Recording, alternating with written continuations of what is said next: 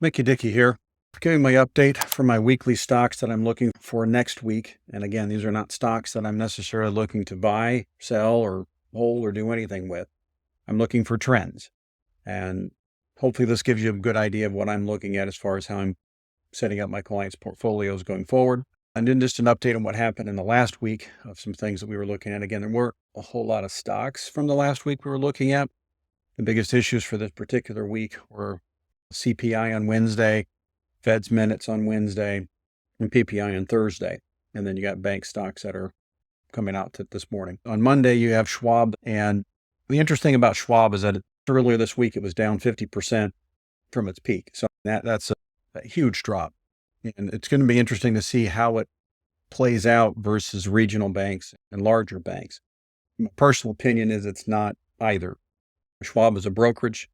And not that it doesn't have deposits, but I wouldn't put it in a banking scenario. And yet it seems that the market sold it off like it was a regional bank, which again, as most of you have heard from some of my other conversations, some other videos, is that I just don't see the contagion out there. Now, again, I'll reiterate, I'm not saying that there aren't banks that aren't poorly run and that aren't going to go belly up, but that happens every year. It has nothing to do with what's going on right now. There are very few banks that were put together the way that SVB was.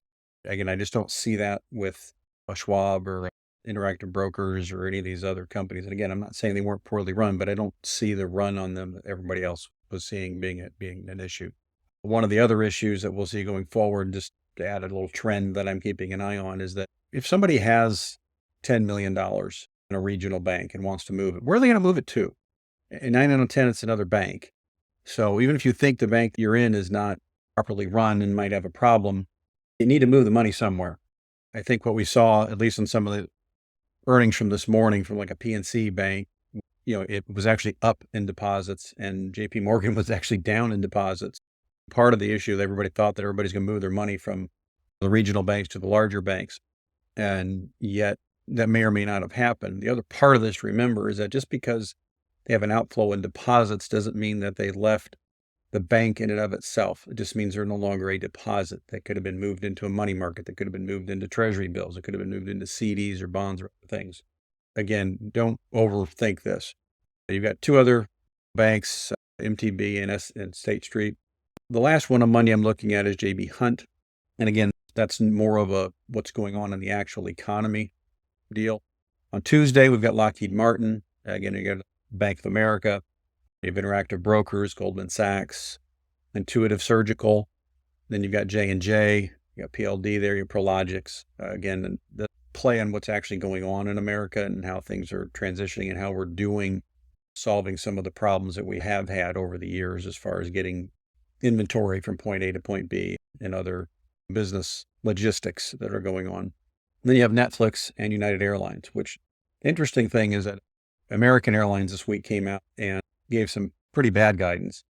Delta came out and actually beat on the top and the bottom and nobody cared, sold off anyway, even though they said they were looking to have a good next quarter and that they had actually had a very large inflow, the largest, and again, it was 10 days of bookings that they'd ever had, which tells me that the market's looking at this going, we just don't believe you, which again happens. I'm not saying it's right or wrong, but as I keep saying, a lot of times it doesn't matter what's necessarily reported, it's how the market takes it.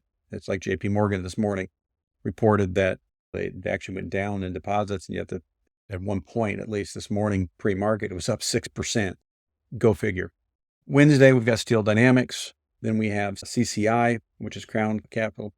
Now, Crown, the main reason I'm looking at Crown, just for those of you who don't necessarily know what it has a lot of the 5G cell towers, not just 5G, but the cell towers in America and across the world. But it's a REIT. So one of the reasons REITs have been demolished over the last year has been interest rates going up. So I'm interested to see, first of all, how they do, because a lot of times the market tries to get ahead of these trends. So if interest rates go up, they sell off these accounts or these REITs because they think they're going to get hurt by interest rates. Now, again, it may or may not be the case. And in some cases, it takes several years because a lot of these companies have their long-term investments held up and refinanced recently. So it may not affect them today or tomorrow. It might affect them down the road. It may not affect them at all. Again, I'm looking at that more of a precursor to other REITs in the market to see how they're it should give us a pretty good idea how the market's going to look at REITs in general, and when we look at a CCI. So then we've got Tesla, and then we have Morgan Stanley, which again, more banks, more financial institutions like an Interactive Brokers, like a Schwab, all these. I don't look at Morgan Stanley like I do JP Morgan. I don't even look at Goldman Sachs the way I look at JP Morgan, but I look at Morgan Stanley more like a Schwab, and again, it could be wrong. But that's just the way I look at it. Then you have Lam Research, and then you have IBM, which was did spectacularly last year. Hasn't done as well this year, but it's going to be interesting to see if they can keep everything running the way they were running going forward. And then Las Vegas Sands, which again, I'm looking more for this trade, because a lot of people have been thinking that China, when it reopens, is going to be this big play and going to be this big boom on economy. And I'm just interested to see how this goes. Now, again, it's not necessarily China per se, but it's people going to China and investing there. So wind has always also done the same thing. So it's going to be interesting because, again, the market's gotten ahead of this.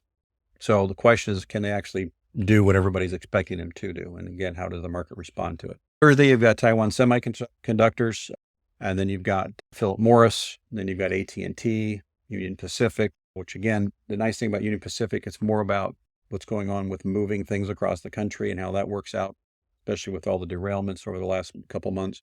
American Express. Now, the nice thing about American Express is it should give us a first look at how consumers are doing with their debt. There's been a lot of concern that they're actually going into a recession. Is this going to be an issue, a problem? And are they still traveling? So that gives us a nice buffer on each of those, which if that's continuing to go on and the airlines continue to actually beat, is the market continue to sell this stuff off? Which again, a lot of people put American Express in the same boat as with the banks. And again, if we're really going into a recession, was it an issue with Visa and MasterCard and all this stuff? It could be. Yeah, CSX again. And then the last one on Thursday is Blackstone. And for those of you who don't know, Blackstone is not a REIT, but it has a lot of real estate. So it's going to be interesting to see how they go. They had a ton of outflows, and they were going under some pressure last fall because they have rules which you can only pull out so much per quarter. And a lot of people thought there was going to be a run on them and that they were having a dilution in their values and mark to market and all this kind of stuff. So it's going to be interesting to see how this one plays out. And again, it's more for the REIT market to help me. And I go, it isn't a REIT, but it's going to help with the valuations on the REITs.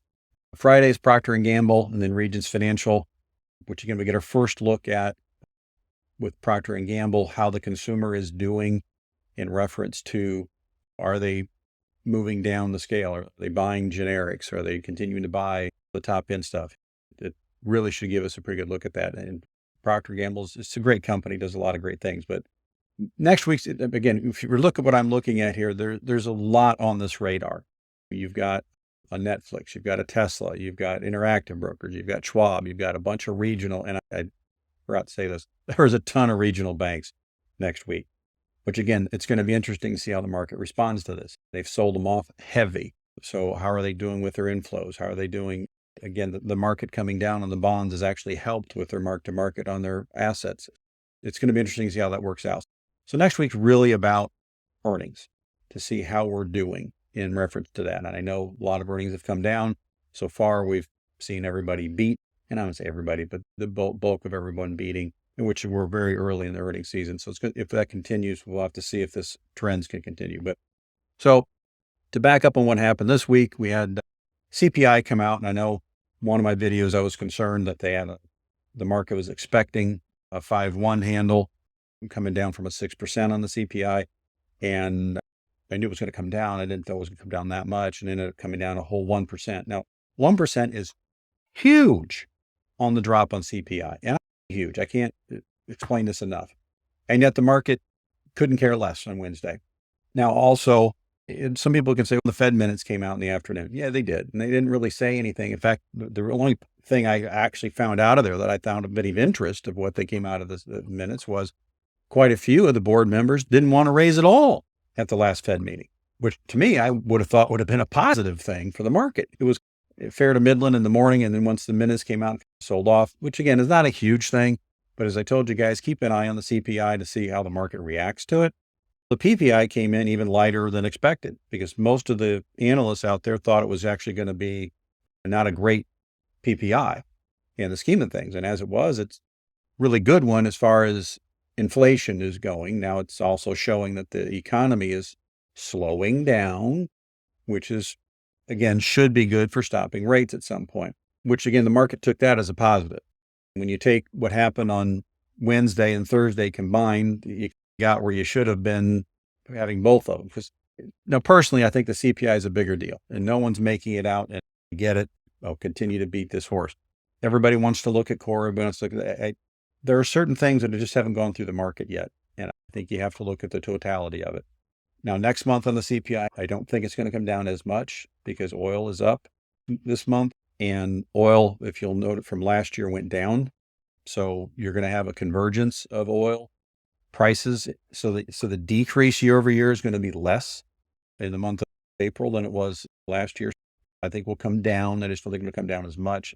I think the bigger downturns are going to be in May and June, because June of last year was the big oil increase, and so was May. So, and again, I expect oil prices to continue to go up between now and June as they normally do, but I still think there'll be a bigger discount, more like you saw there. Continue to see that the CPI is going to continue to move down. So it'll be interesting to see how the market continues with this next week. So if we have good earnings from these guys and the things that we're looking at on these macro pictures are going in the right direction, but not overly steamy. And I don't think that's what we're going to get, because again, a lot of these earnings have come down. So even if they beat them, I think most of these companies are going to come out and go, hey, there's still problems and there's still issues. So if between now and May 3rd, when the Fed comes out to speak, they may do another quarter. And I've continued to say this. I don't think they need to do any more. I don't know that they need to do any of it. But if they do one more, I think they're done. Now, they're not going to say that, but next week's going to be interesting with all of this stuff to see how the market plays this on a macro basis because of all the stuff we've got coming out, and no major issues with the Fed until the 3rd. So keep that in mind. And again, make sure that your portfolio is being managed for you. Get with your financial advisor, make sure that your portfolio is going in the direction that you want it to be. You need to be able to retire when you want to retire and how you want to retire. Keep that in mind all the time. Dickie out.